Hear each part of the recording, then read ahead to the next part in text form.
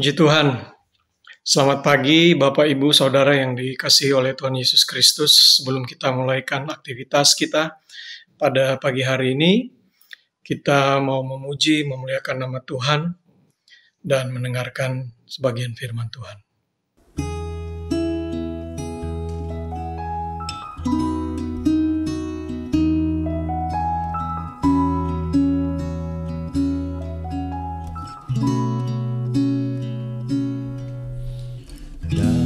Segala perkara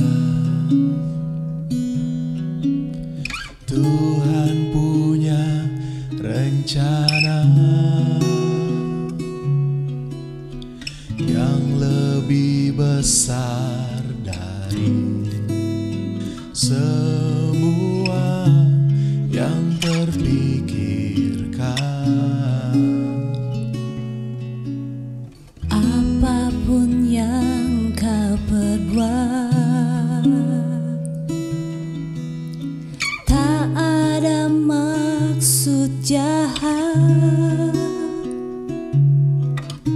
Sebab itu ku lakukan semua denganmu Tuhan.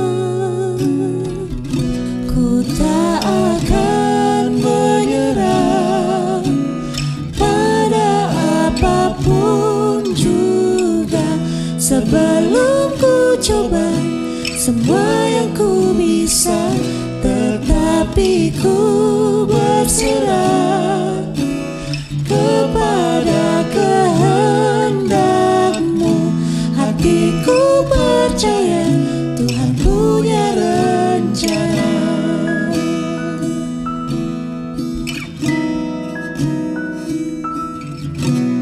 Apapun yang kau perbuat, tak ada maksud jahat. Sebab itu ku lakukan semua denganmu Tuhan.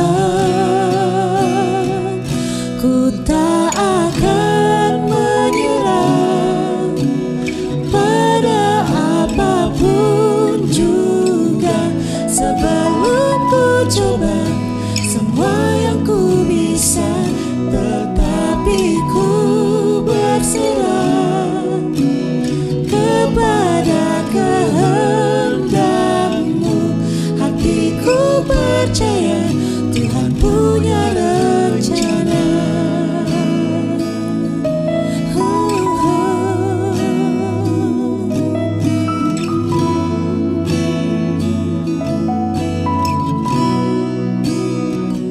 Ku tak akan menyerah pada apapun juga, sebelum ku coba semua yang ku bisa, tetapi ku berserah kepada kehendak-Mu.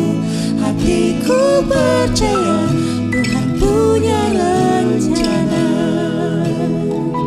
Hatiku percaya, hatiku percaya, hatiku percaya Tuhan punya rencana. Kita berdoa. Terima kasih Bapa di surga, kami mengucap syukur. Engkau adalah Allah kami, Engkau adalah Tuhan dalam hidup kami, Engkau yang sudah mati, bangkit, dan kami bersyukur kami boleh diselamatkan oleh karena kasih karunia-Mu. Sebelum kami mulaikan aktivitas kami sepanjang hari ini, kami mau merenungkan firman-Mu. Tuhan, urapi kami dimanapun kami berada. Dalam nama Tuhan Yesus kami berdoa. Amin.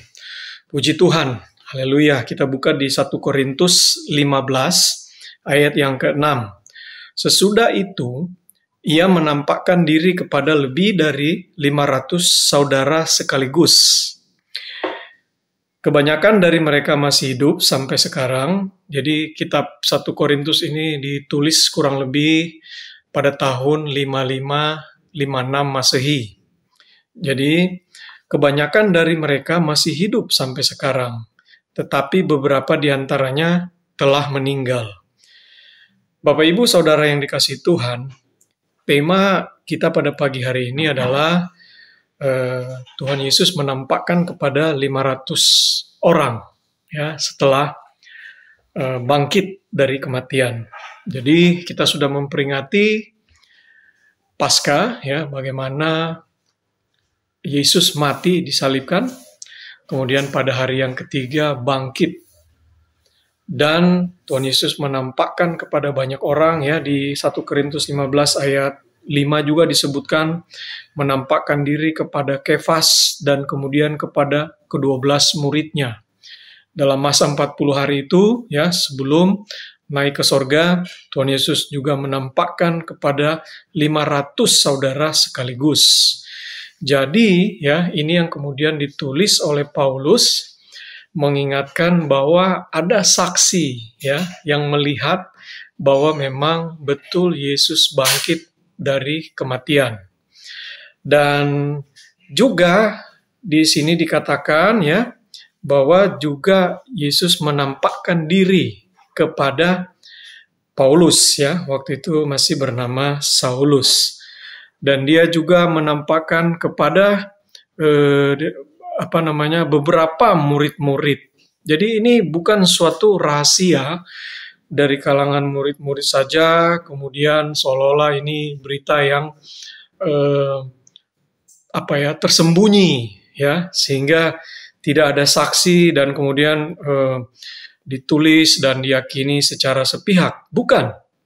Ini adalah benar-benar ya terjadi ya, artinya secara sejarah itu mengakui bahwa Yesus pernah ada, makanya tahun kita dinamakan tahun Masehi ya, atau tahun Tuhan. Semua itu mengacu kepada kehidupan Yesus yang memang pernah ada di bumi dan dia mati, tapi pada hari yang ketiga bangkit dari antara orang mati.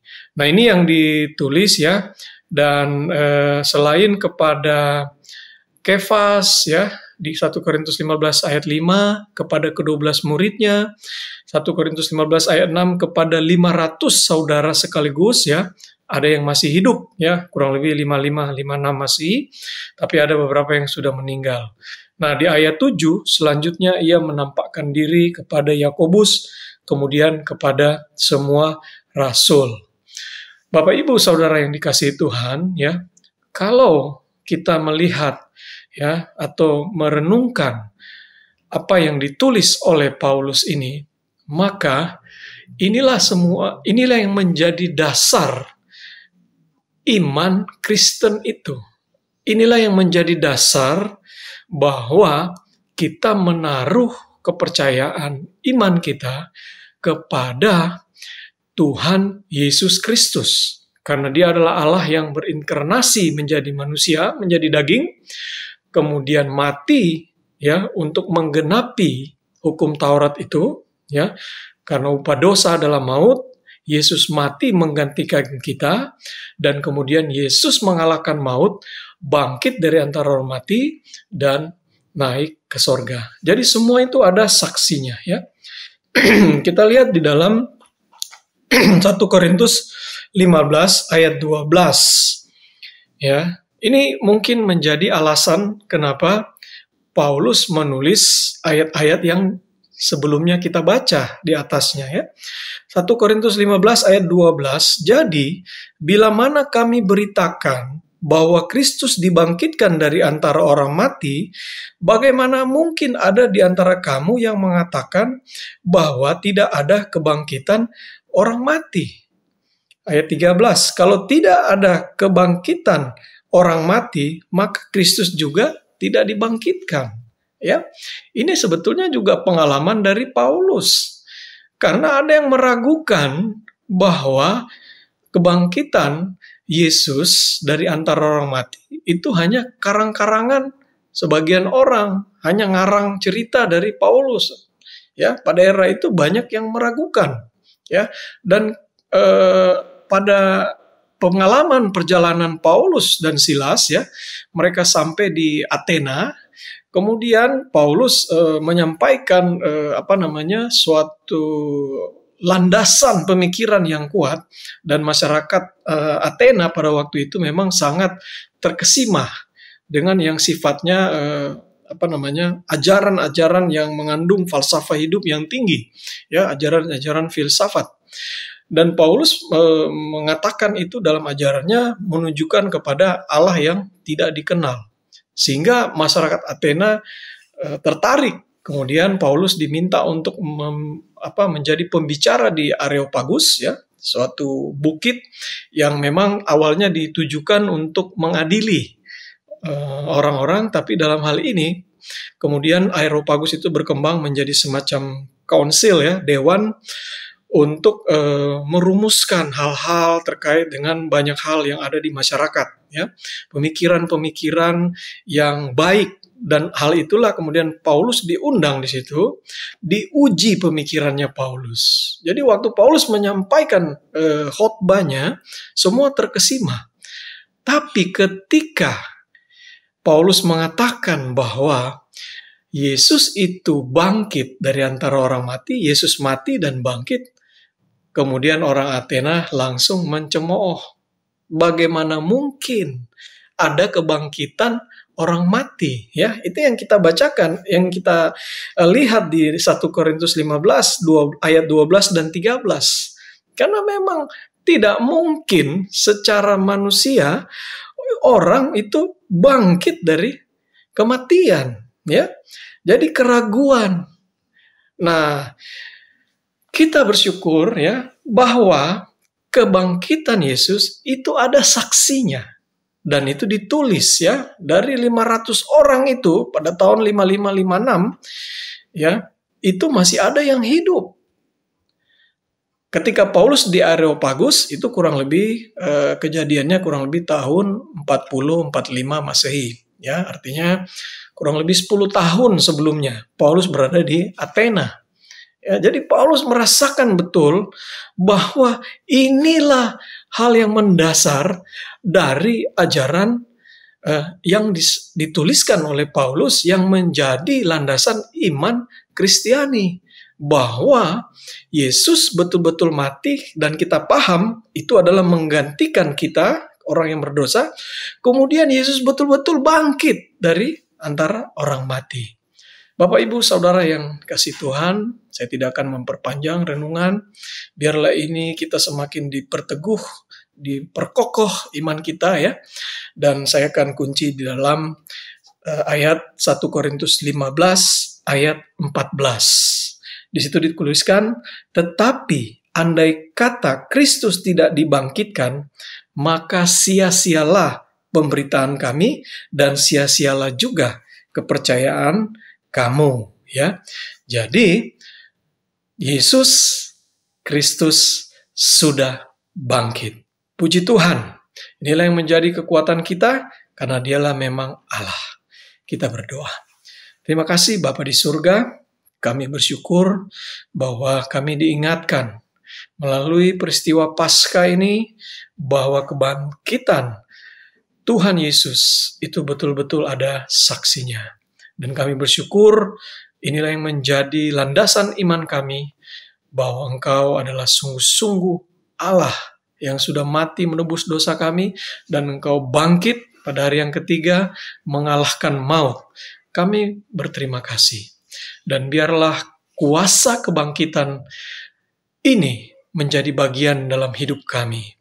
Kami juga boleh merasakan kebangkitan dari segala dosa, dari segala perbuatan kami yang sia-sia, dari segala hal-hal yang tidak berkenan, dari kebiasaan-kebiasaan yang tidak berkenan di hadapan Tuhan.